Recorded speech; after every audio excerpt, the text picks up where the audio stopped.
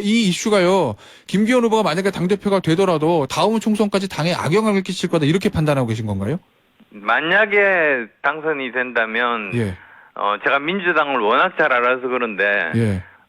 저 선거 마지막 날까지도 이걸로 계속 그 뒤에 지금 숨겨진 자료가 많다고 들었습니다.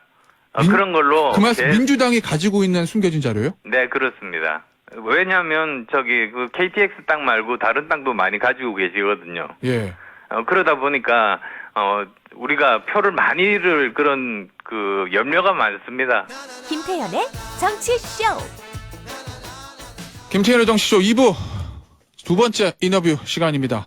국민의힘 전당대회 판사가 요동치고 있습니다. 오늘은 안철수 국민의힘 당대표 후보 모시고 이야기 나눠보도록 하겠습니다. 전화로 연결되어 있습니다. 의원님 안녕하세요. 네, 안녕하세요. 예, 의원님 오랜만입니다. 네, 그렇습니다. 다음에 꼭 스튜디오로 나와주세요, 의원님. 아이, 그럼요. 예, 얼굴도 한번 봐야죠. 예, 스튜디오에서 예. 뵙기를 바라고 있겠습니다.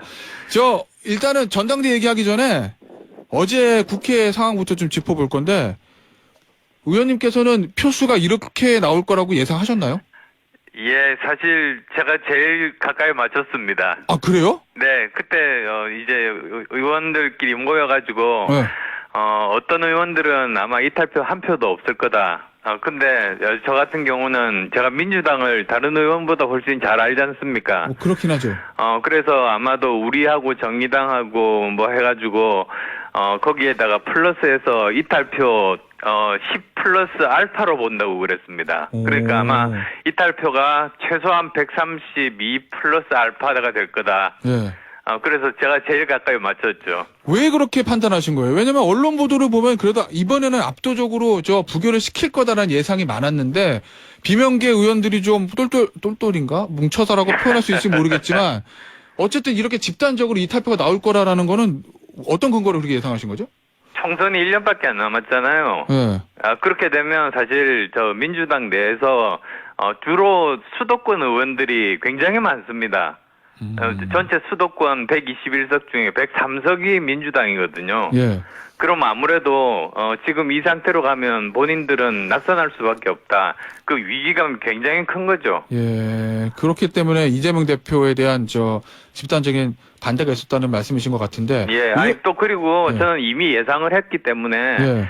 지난번에 그 TV 1차 토론 벌써 오래됐죠? 예. 근데 그때 제가 이미 그랬습니다. 내년 총선 때가 되면 틀림없이 이재명 대표가 없을 거다. 예. 그 말씀 하셨어요. 오히려 혁신적이고 도덕적인 그런 비대위원장이 나와서 그 선거를 지휘할 텐데 그러면 우리도 거기에 맞는 개혁성과 도덕성을 가진 대표가 붙어야지 승산이 있다. 예. 제가 그 말까지도 했죠.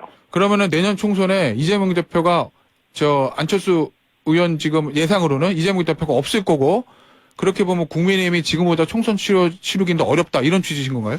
네, 그렇습니다. 그러니까 우리도 거기에 맞춰가지고 지금은 사실은 이재명 대표의 어떤 도덕적 결함 때문에 사실 이번에 정권 교체도 된 거고 또 지금 현재 여러 가지 수세에 몰리지 않습니까? 예. 여론상으로. 그런데 이 사람이 사라지고 나면 오히려 이제 정말 우리가 더 도덕성이 강한 그런 대표가 대결을 해야지 승산이 있다 그렇게 보는 거죠. 안철수 의원께서 아무래도 국민의힘 소속 의원 중에서는 민주당에 대해서 제일 잘 알고 계실 텐데 그러면 예상을 한번 해보죠. 이재명 대표가 앞으로 자진 사퇴할 거다 아니면 민주당은 분당될 거다 여러 가지 가능성 아니면 이재명 대표 체제가 끝까지 유지될 거다 여러 가지 가능성 얘기 나오는데 우리 의원께서는 어느 가능성이 제일 높다고 보시나요? 어느 시나리오가? 아마도 다음 또 한 번 더 이 체포동의안 올라오지 않겠습니까? 그렇겠죠. 그 정도 돼서 표결로 또는 본인 결심으로 예. 스스로 이제 자기 영장실질심사 받으러 가겠다. 예. 아마 그렇게 나오지 않을까 싶습니다. 예. 그러면 그 다음에 그리고 당대표를 사퇴한다? 아니면 또 분당된다? 이거는 어떻게 보세요? 당대표 사퇴하겠죠. 분당은 아마도 힘들 겁니다. 그렇게 예. 되면 공멸한다는 걸 본인들이 알고 있어서요. 당대표를 스스로 사퇴할 가능성이 있다는 말씀이시군요. 알겠습니다. 자, 요 얘기는 여기서 좀 마무리하도록 하고 중요한 전당대회 얘기 좀 여쭐게요. 의원님 지금 판세 어떻게 보고 계세요? 지금 양강구도죠. 양강구도. 왜냐하면 예. 김기현 그 후보가 예. 저만 공격하거든요. 아, 안철수 의원만 공격한다. 예. 그러니까 뭐 그것만 보더라도 벌써 서로 다 아는 거죠, 내용을. 저기 어제 김기현 의원도 제가 후보님이라 불려드렸으니까 안철수 의원도 후보님이라고 명칭을 예. 하겠습니다. 전당대회니까. 예. 근데 지금 언론 보도를 보면 최근까지만 해도 김안, 안김, 양강구도라는 저 관측이 지배적이었는데 최근 나오는 보도들 보면 1강 3중이다 이런 표현들 쓰거든요. 그 얘기는 그거는 예. 맞지 않습니다. 오히려 오. 가령 가장 최근에 나온 저 여론조사 그저께 거 보면 예. 김기현 후보 30%대, 저 20%대, 그 다음에 3, 4위 합해서 저보다 못합니다. 아, 그렇습니까? 예. 그러니까 뭐 여론조사도 사실은 정확하게 하면은 그대로 나오는 거죠. 양강구도로. 예, 알겠습니다. 그러면 앞으로 남은 전당대회 기간 얼마 남지 않았는데 어떤 전략을 가지고 계세요? 어쨌든 예. 네, 사실 이번 전당대회 그 판단 기준 간단합니다. 예. 내년 총선에서 수도권에서 한 표라도 더 받을 수 있고 한 사람이라도 더 당선시킬 수 있는 사람. 예.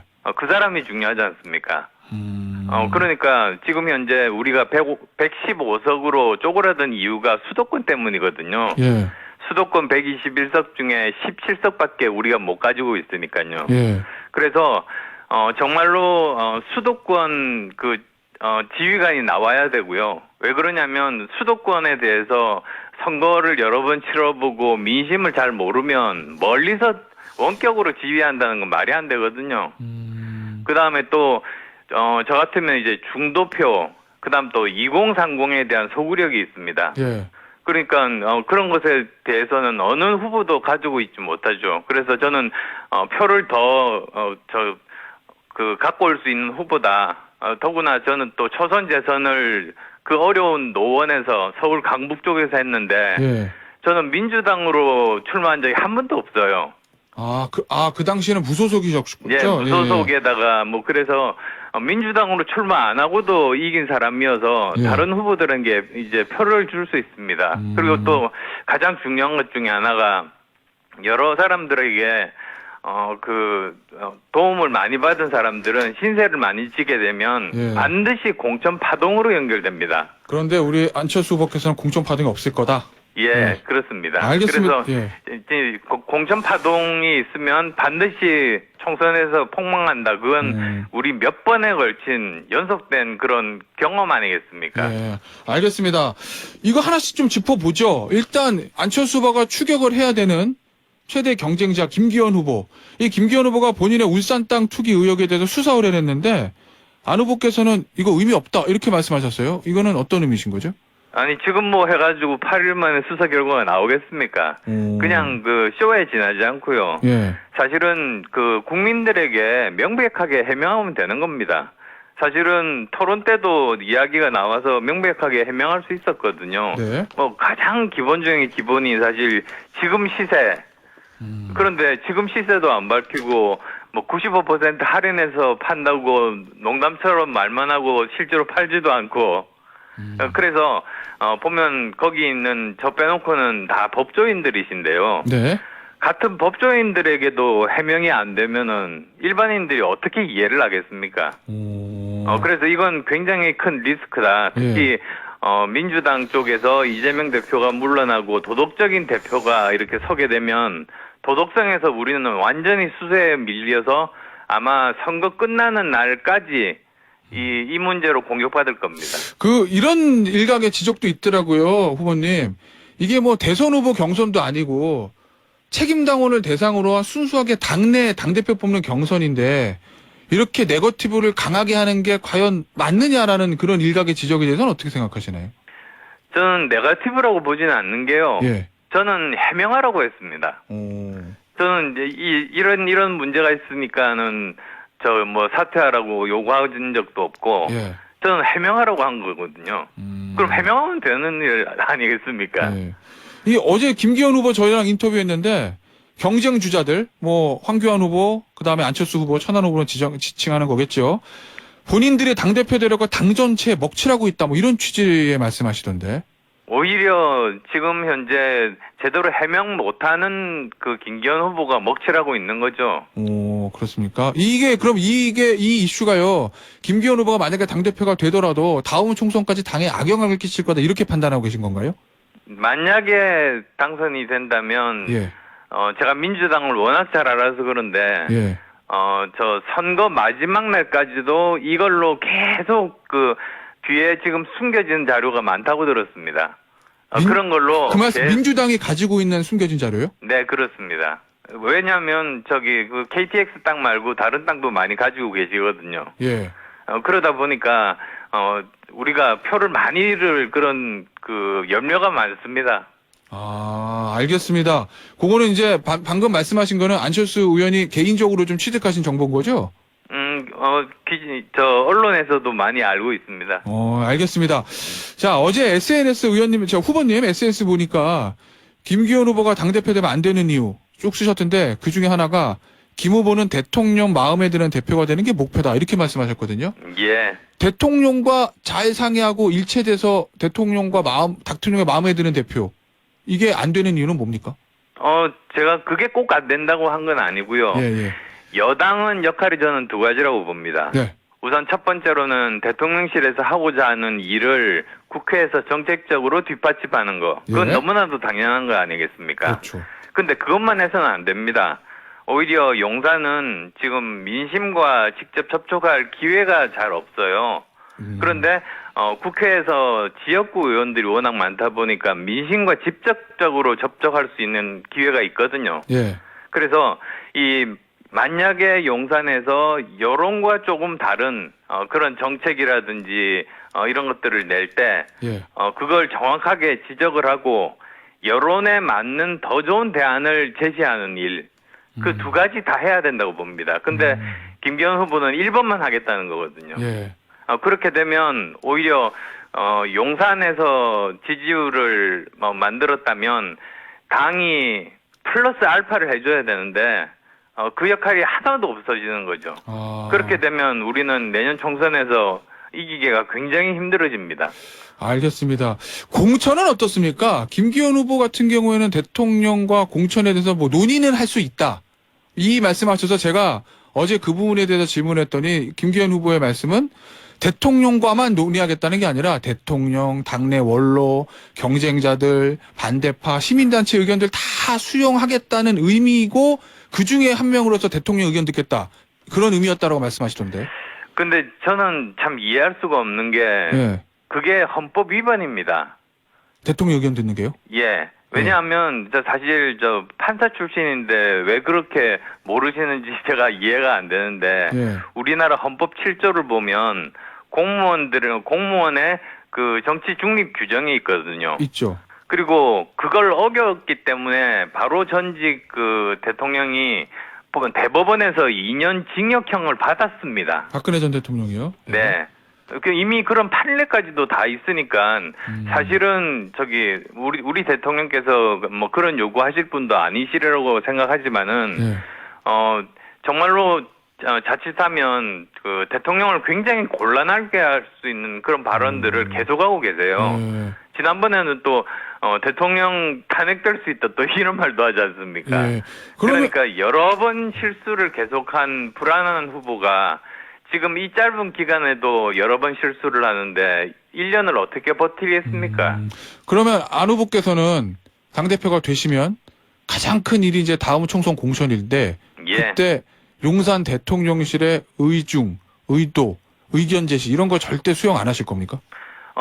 좋은 그런 후보들도 저는 있을 수 있다고 봅니다. 아, 용산에서 추천하는, 예를 들면 장관 네. 아주 여러 가지로 성과도 좋고 이런 분도 있다고 보는데 예. 그런 분들 뭐 여러 각계에서 또 추천들 또는 자천들 있을 거 아닙니까? 예. 그걸 시스템 공천하겠다는 거죠. 그러니까 지금 우리 당원 당규를 보면 지금 2020년 때 폭망했던 그 당원 당규 그대로입니다. 예. 그러다 보니까 제가 들여다보니까 사람이 임의로 조작할 가능성이 너무나도 많더라고요. 예. 그래서 그거를 최소화하게 그래서 예를 들자면 비례대표 순번을 정할 때 예. 당 대표 내지는 특정한 사람이 정하는 것이 아니라 책임 당원들이 일정 규모 이상 선거인단을 만들어서 그 투표 결과를 수용을 한다든지, 또는 현역 중에서 자격이 없는 분들을 책임 당원들이 또 배심원제를 통해서 걸러낸다든지, 예. 그리고 또 그 민주당 쪽에 친명계 철험회 회원들 있지 않습니까? 예. 자객 정말, 공천 말씀하셨죠? 예, 그런 자객 공천, 이런 말씀들을 드린 게 다 시스템 공천의 일환인 거죠. 자, 그러면 안철수 후보께서 구상하고 계시는 그 공천 방식대로라고 하면 다음 총선 때 용산에서 내려오는 명단 이런 게 당 공천에 개입될 여지는 전혀 없다는 말씀이십니까? 네, 그대로 절대로 안 될 겁니다. 좋은 사람이 공천되고 이길 수 있는 사람이 공천될 겁니다. 알겠습니다. 이제 책임 당원들 입장에서 제가 빙의가 돼서 생각을 해보자면 빙의입니다. 예. 안 후보 같은 경우에 만약에 당대표가 되시면 용산과의 관계를 어떻게 설정한 것일까? 이거에 대해서 좀 우려를 가지고 계시는 책임 당원들이 많을 것 같다는 생각을 하거든요.